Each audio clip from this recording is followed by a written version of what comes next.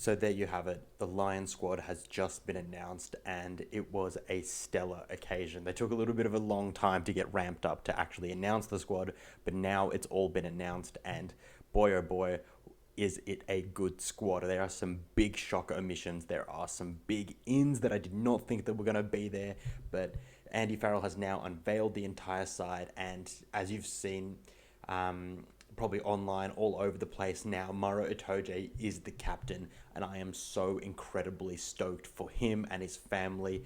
There was a little snippet of him going into the now what's called like the Lions captain's dinner beforehand now, which is going to be a tradition moving forward in the Lions tours, where all the former captains that are still around go to a dinner and welcome in the new captain. And Maro Itoje went there, and it was so clear, just optically, that he was the only man of color in the room. And as a man of color myself, it is just such a great and awesome moment in history, because it is history making, and it just goes to show that it'll bring the sporting community and country together, and just say that anything's possible regardless of where you're from or what your background is.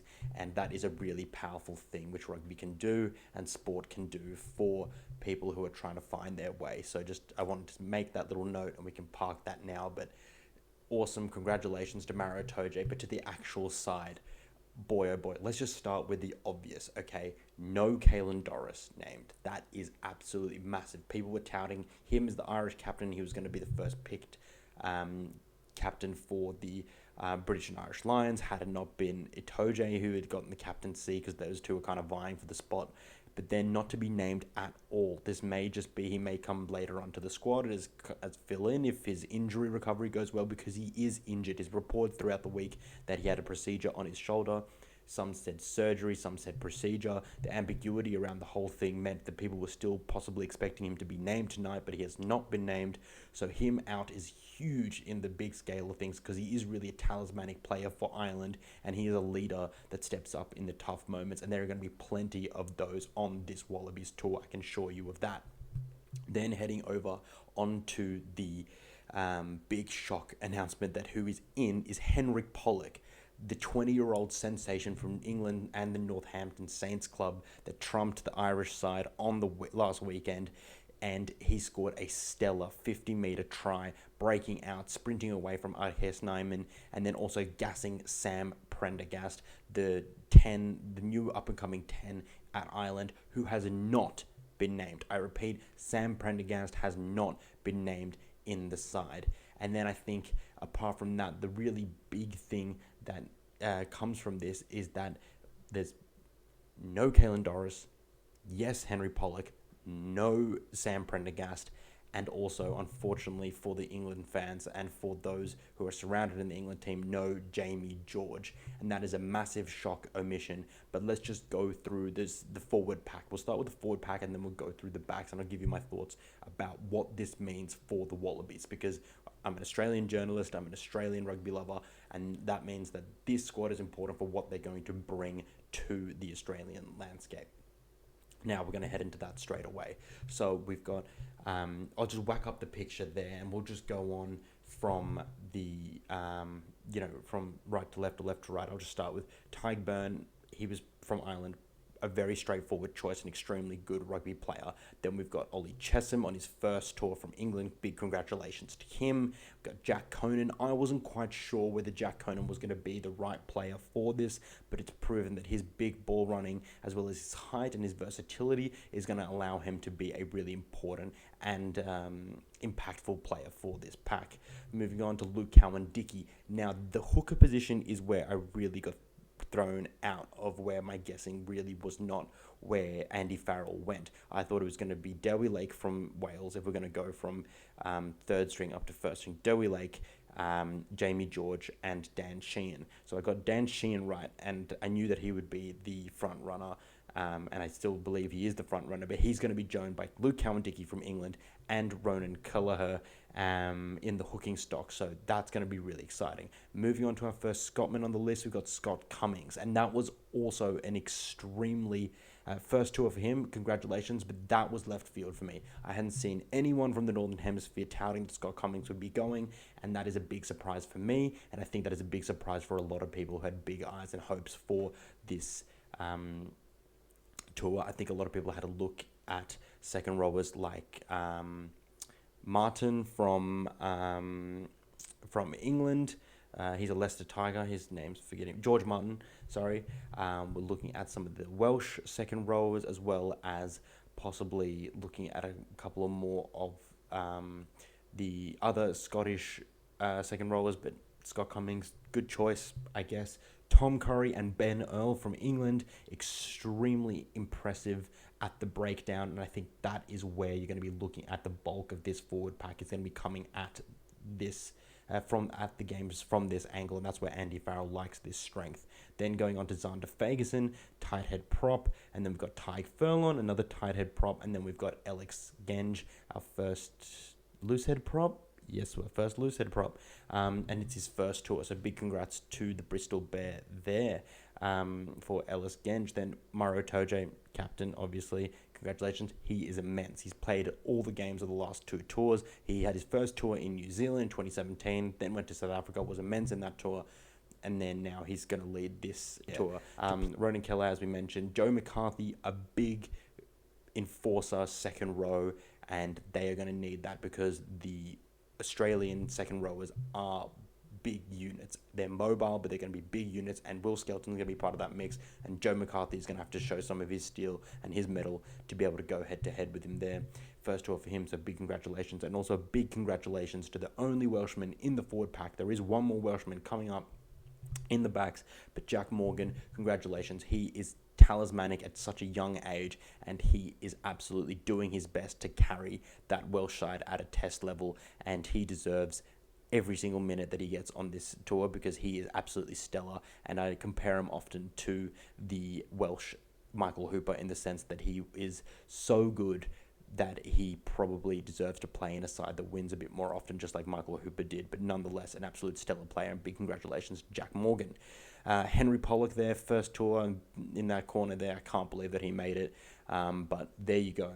If you're going to be consistently upstaging people that are more experienced and older than you, then I guess you just get to get the chocolates and get to go on the tour. Andrew Porter, first tour. That's actually really hard to believe, but he's not particularly old, so congratulations to him. James Ryan, he's in the second row there, along with Joe McCarthy, Maro Itoje, and Scott Cummings. First tour for Pierre Skuman as well, another Scotsman, so 3 Scotsmen in the pack.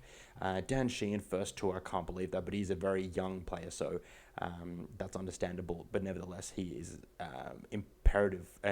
He is an imperative player, rather, for the for the Irish side, so no wonder that he's there, along with Andy Farrell, who is the coach, so good choice there. Will Stewart, that's your third tight head prop. He's been extremely impressive. Should have said that about Andrew Porter and Pierre Skuman, the other loose head props, along with Ellis Genge and Josh van der Fleer, first tour. I can't believe that's the case because he's a little bit older. He's in his 30s, I think, or something. Just goes to show the depth that the Lions have had in the back row previously. Absolutely stellar. So there are your 21 forwards. You've got 1, 2, 3, 4, 5, 6, 7, 8, 9 Irishmen. You've got 1, 2, 3, 4, 5, 6, 7, 8 Englishmen. And then you have 1 Welshman and 3 Scotsmen. So that is your forward pack. Moving on to the backs now. Starting again from the corner, then you've got Bundy Aki. He was one of the players that's going to be penciled in first. Then you've got Elliot Daly. He was picked on his versatility, and I was quite surprised about this because there are other players who've been playing extremely well who could be picked in a versatile role just like he has been, but he is a reliable set of hands, and it is not his first rodeo or first Lions tour for that matter, and so that is going to be really impressive. He's not exactly a player that scares me from a Wallabies perspective. I think we'd be able to handle him, but he's one of those players that you want in the tough moments who really knows the game and can control it well. Then you've got Tommy Freeman. Big congrats on your first tour. He's a dangerous winger. He's a big lad. He's tall. He's good in the aerial game, and if we pick shorter wingers here in the Wallabies, then that is going to be a bit of a challenge there if they go aerial, which I think they will, and he's going to be able to run over some of those wingers unless they've really got their tackling game on song, because he is a really big winger. So exciting pick there, and he scares me. Jameson Gibson-Park is his first tour, but he is without a doubt penciled in British and Irish Lions starter for Test 1 because his pass is absolutely elite, and he is someone who gets width on the attack just from his bullet and laser accurate pass, and that will give the Lions real confidence to be able to go wide off first phase, second phase, third phase, and to be able to stretch a defense to then to be able to punch holes through and go around. So Jameson Gibson-Park, a vital member of this squad. Then you got Mac Hansen. He's made it despite his injury worries. I wasn't quite sure, along with Caelen Doris, George Munn, and there were a couple of others who were injured, and that is a really big win for him. Big congratulations. He's an Australian. He's going to be returning, and hopefully he'll get a chance to play the Brumbies, where he played his club rugby for when he was in Australia. Our first tour for Hugh Jones. Big congrats to him. We've got an Irish centre pairing. No Robbie Henshaw, which is extremely surprising. He is one of the best backs across all four nations for a lot of stats, and I think a lot of people actually don't realize, but he's extremely underrated, and that was a big surprise to me. I thought it was going to be the three Irish centres, so Gary Ringrose, Bundy Aki, and Robbie Henshaw, and along with Sony Tuipulotu, and then if they're going to cut numbers elsewhere, they'd be able to whack in a Hugh Jones, but nope, they've gone with Hugh Jones, and I think that is just a huge credit to how well Sony Tuipulotu and Hugh Jones play with each other. I know that I'm jumping around a little bit now, but to talk about combinations is imperative, and those centre combinations worry me because that is a position where the Wallabies do not have a particularly large bit of depth, and nonetheless that is going to be really crucial to be able to control the flow, the tempo and gain line of the game, because there will be a lot of backline on backline, and if the Wallabies aren't able to front up in that physical fight, those are big lads, and that is going to be a real worry. And whoever's at 13, whether it's Joseph Akuso-Suoli'i or Len Ikitau or Filippo Dangunu, Hunter Paisami, it could be Len Ikitau himself, they've just got to be able to control that and really handle that situation, because otherwise these centres are some of the best in the world, and they are going to take them out of they're going to take this Wallaby players out of the game. So that's really crucial. Hugo Keenan, massive congrats. He is obviously the first starting fullback choice, because we all know that Blair Kinghorn, who is next on the list in his first tour, he is going to be playing most likely with Stade Toulousain with Toulouse in the French Top 14, which goes late into June. So he may be extremely tired, but he also may not be around for the first game of the tour in the club games. So he'll be there likely for the first tour game for the actual test games, but not early on. So I think Hugo Keenan will probably get that honour to pull on the 15 jersey in the first game, and he is an epic player. I often compare him and Andrew Kellaway at fullback, whereas Kellaway plays a little bit more like Hugo Keenan, because I think Hugo is the premier player. So really exciting player there. James Lowe in his first tour, congratulations from Ireland. Alex Mitchell, there was a bit of speculation whether Ben White would go, or the other Irish halfback, which names slips my mind at the moment. But no, it's Alex Mitchell, so big congratulations to him on his first tour. Likewise with Gary Ringrose. I can't believe it's some of these players' first tours, because they have just been epic for so long for their nations, and Gary Ringrose is definitely one of them, along with Hugo Keenan and Jameson Gibson-Park. Finn Russell, the older fly half who's going on tour, along with Finn Smith and Marcus Smith, who are listed there next to him. Finn Smith's first tour, not Marcus Smith's, but that is a really exciting fly half combination. Finn Smith, a bit of an orchestrator.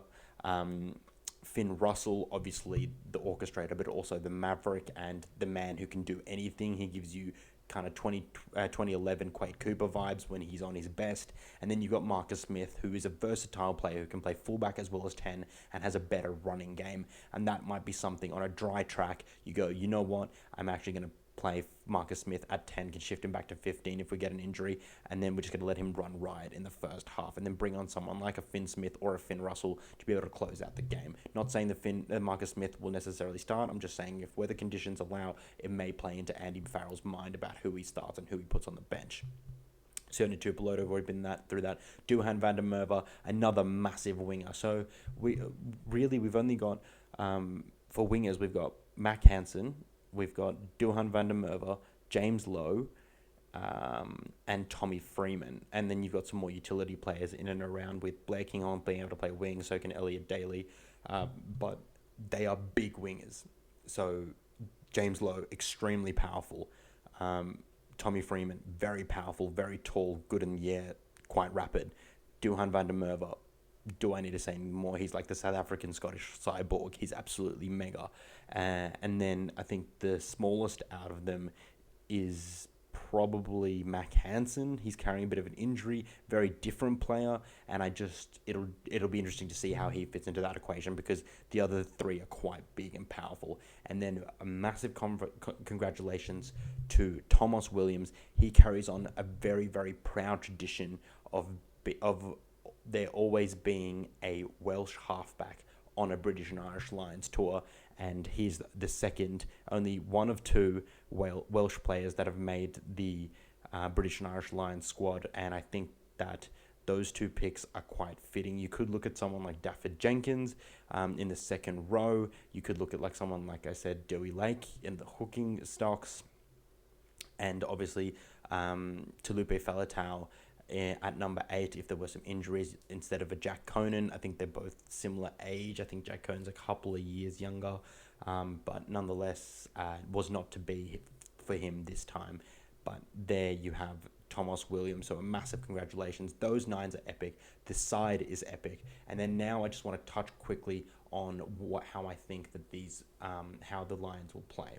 So they have quite dynamic centres. They've got quite bulky wingers and quite big wingers, and they have an extremely, if we go back to the forward pack, they have an extremely mobile pack. So if we go through and pick a starting 15 or a match day 23 for game 1, I know this will change between now and when the games are actually played, with injuries and with form, and there's still some rugby to be played in the Northern Hemisphere with URC, English Championship, etc., Champions Cup even coming up, Challenge Cup as well. But if I was to guess at what the first side would be, it would be Andrew Porter at loose head prop. It would be Dan Sheehan at hooker, and provided that Tyke Furlong continues to get good rugby under his belt, Tyke Furlong, that is a full Irish front row. And then you'd have Maro Itoje along with Joey McCarthy in the second row. And then you might have Tyke Byrne at number 6. You have Jack Morgan at number 7. And you have a Jack Conan at number 8. Let's have a quick look at that. Yeah, I think that's what I'd go with. Yeah, I'd pick Joe McCarthy instead of a James Ryan or a Scott Cummings, just purely because of his height and his size. And you can bring on someone like James Ryan or Scott Cummings to be able to bolster that with experience, and they're also quite sizable men. But having Joe McCarthy on there to be able to impose himself early, take a sting out of the Wallabies, that's what frightens me. Let's just preface that. This is the kind of side that would frighten me, because you've got really good on-ballers with Tyke Byrne slowing down the ruck. You've got Jack Morgan there as well doing that. Jack Conan, a really good ball carrier along with Joe McCarthy. And then you've got a really strong Irish scrummaging front row. Now, the scrum is something that I'm not necessarily as concerned about as I was maybe 2-3 years ago for the Wallabies, but nonetheless, it's not a point of strength. But that's more got to do with the fact that these British and Irish Lions forwards front row are not as damaging as the Lions tours have been in years gone by. And then if we go to the back line, I think that there's going to be a James and Gibson Park at 9, Finn Russell at 10, Sione Tuipulotu at 12, Hugh Jones at 13. I think that you got to pick combinations. I don't think you'd swap and change. I don't think you'd have a certain Tuipulotu for the first game. Sione Tuipulotu at 12, and then a Gary Ringrose at 13. I just can't really see that happening, or maybe a Bundy Aki and a Hugh Jones. I mean, it could be. Why not having it both? I mean, you could have Bundy Aki and Sione Tuipulotu, but I just think that the Scotsman in a line of 3, that's how that would go. And then you'd have James Lowe and Duhan van der Merwe, and then you'd have Mac Hansen at the back. And then if we were going to go back into the forwards, into the reserves, then I think it's most likely that it's a coin flip between Luke Cowan-Dickie and Ronan Kelleher for the 16 jersey. Ellis Genge in the 17 jersey. Will Stewart in... No. Piers Gooman in the 17 jersey. Will Stewart in the 18 jersey. 19. I'm going to go with a 6-2 split. Actually, I might... No, actually, you know what? I don't... Actually... A 6-2 split would scare me because I think their forwards could beat our forwards potentially. So I'm going to go with a 6-2 split. So then I'm going to go with a 19. I'm going to go with James Ryan. Yep. And then I'm going to go with Ollie Chessum as my 20. And then 20. Yep. 20. And then 21 is going to be... 6-1. Who are we going? Tom Curry, Ben Earl. Maybe Ben Earl's more... Yeah, Ben Earl. I'm going to go with Ben Earl. So Ben Earl, and then I'm going to go with Alex Mitchell. No, Thomas Williams, because I feel like he could slot into the wing if he really needed to. And Marcus Smith. Maybe I have to work that around. Maybe I wouldn't go. Maybe take out the extra forward and go Alex Mitchell, Marcus Smith, and who are the back? Elliot Daly? He's there. That's why he's there. I mean, who else could you put there? Blair Kinghorn, but he might not be on the tour. I think it'd have to be. Yeah. Elliot Daly. He could play centre as well. Yep. Okay. Well, there you go. There you have it. Anyways, guys, it has been an absolute awesome unveiling of the Lions. I can't wait for more and more chat to be able to hype up this tour. It is going to be awesome. This happens once every 12 years in Australia. I know that happens every 4 years for all the Lions supporters and the Lions players who of those nations get selected. But for us in Australia, it only happens once every 12 years. And I would encourage anyone in Australia or anyone in England who has tickets or can get their hands on tickets and are tossing up whether they should come or not, buy your plane ticket, buy a ticket, your train ticket to Sydney if you're living somewhere else, buy it to Brisbane, buy it to Perth, wherever. Go and watch these games. Go on the tour. It's going to be absolutely awesome. I can't wait until the tour starts, but there's lots of rugby to be played at club level. There's a couple of tests. There's a test or two to be played for the Lions and for the Wallabies before the tour starts, but nonetheless, that is what I think that the side is going to look like. Those are my thoughts about the side. They're going to be playing fast rugby. They're going to be playing aggressive, high octane rugby. They're going to be putting a lot of balls in the air for their big tall wingers to be able to get through, and they're going to be dynamic through the middle with the use of the width of the pass of James and Gibson Park, Alex Mitchell and Thomas Williams. And I think that what's going to be really crucial is going to be the battle at the breakdown, because they have picked guys like Tom Curry, they've picked Ben Earl, Jack Morgan, Tyke Byrne, James Ryan. It is just going to be an absolute cluster F-bomb right there in the breakdown. I can't wait. It's going to be an awesome tour. Buy your tickets, buy your merch. Let's get behind this event and make it an awesome one. But until the next episode, guys, and I hope you enjoyed it, always remember, click subscribe somewhere down here. Give me a like and let me know what you'd like to see on the channel next. And until then, enjoy your rugby. Congratulations to all the players that have made it. Signing out.